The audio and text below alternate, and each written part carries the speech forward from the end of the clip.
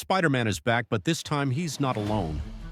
Tom Holland is once again suiting up in red and blue, but the vibe of the new movie is nothing like before. Forget high school dances, joking around with Tony Stark, or sunny trips through Europe. Spider-Man 4 is set to be the darkest, most mature, and unpredictable entry in the franchise yet. In this video, we're diving into the rumored plot and characters of Marvel's upcoming film and exploring why we might see the Punisher, Hulk, Black Cat, and who could be the main villain. Let's get into it. After the ending of No Way Home, Peter Parker is truly alone.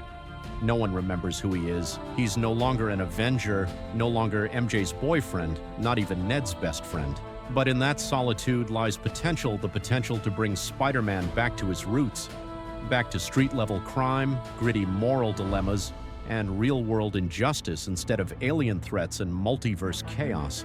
There are strong rumors that Marvel wants to shift from the cosmic world-ending stakes back to something more grounded, something in the style of Daredevil on Netflix. New York is boiling over. The mob is rising. The streets are crawling with weapons, mutants, mercenaries, and hired killers. Peter's hand-sewing his suit again. He's living in a small rented apartment, searching for a job just to pay the rent. It's classic Spidey, but he's older now, and so are his enemies. Here's where things get really interesting. According to multiple reports, Frank Castle, the Punisher, will appear in the film, played once again by Jon Bernthal, the same intense and magnetic anti-hero from the Netflix series. So expect brutal action, emotional breakdowns, and some heavy philosophical clashes. The Punisher isn't just another vigilante, he's a man who's lost everything and chose vengeance over justice. Peter, on the other hand, is someone who always chooses hope, no matter how much he's lost. Now imagine these two broken men in the same city. One believes in second chances, the other in bullets. One is a spider, the other a lone wolf. Their paths might cross against a common enemy, but their methods, worlds apart. It's very likely that the Punisher won't be the main villain, but more of a dark ally. Someone who forces Peter to ask the hardest question: will he stick to his values or follow Frank down a darker path? Next up in this powerhouse lineup is Bruce Banner, the Hulk. Yes, Mark Ruffalo is still part of the MCU, and he's expected to show up in Spider-Man 4, but this won't be the cheerful green giant we've seen cracking jokes in the Avengers. Sources say Marvel is planning a new version of the Hulk, one who's less in control, less composed, maybe even dangerously unstable. Bruce might not just appear in a small cameo, he could play a significant role in the story. Peter could turn to him for help when the streets spiral into total chaos, or maybe Hulk takes action himself once things get out of hand. He could become a mentor or a whole new problem. Especially if the story explores themes of anger, trauma, and self-control, which perfectly fits the darker tone of Spider-Man 4. There are even whispers that we might see the Grey Hulk, a brutal, ruthless version of the Hulk we've never truly seen on screen. That would raise the stakes in a big way. And speaking of powerful additions, Sadie Sink, yes, Max from Stranger Things, keeps coming up in fan discussions. After her breakout performance, she feels like a perfect fit for a young but emotionally complex character in the MCU. Who could she play? Theory 1. Felicia Hardy, aka Black Cat.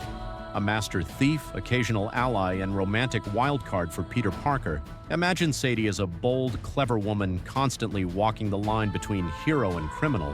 Theory 2. A new mutant or someone tied to the multiverse shifts. A character with powers we haven't seen before, offering a new twist to the story. Theory 3, a spider-inspired protege, someone who looks up to Peter and reignites his belief in what he's fighting for. But the most talked about theory, Satie Sink could play the daughter of Tobey Maguire's Spider-Man, a multiversal curveball that opens up massive opportunities for future stories. And honestly, Marvel loves setting up the next generation. Sadie could very well be one of the new faces leading the future of the MCU. And finally, let's talk about the main villain. There are a few strong contenders here.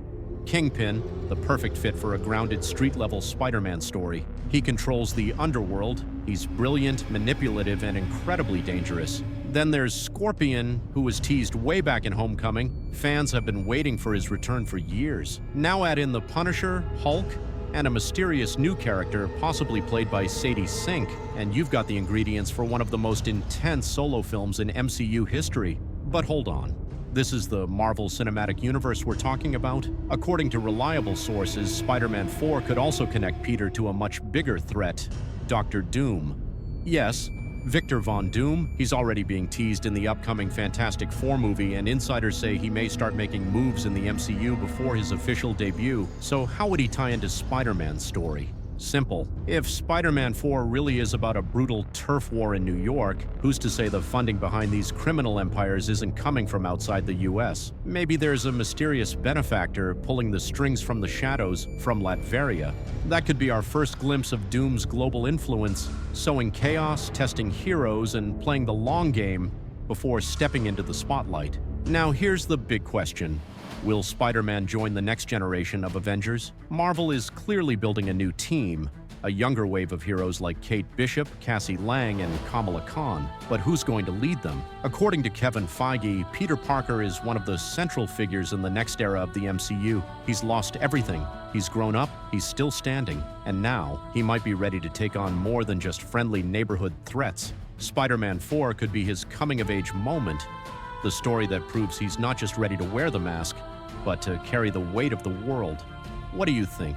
Are you excited to see Spider-Man in a darker, street-level setting? Let us know in the comments, drop a like if you're hyped, and don't forget to subscribe so you don't miss our deep dives into the future of the MCU.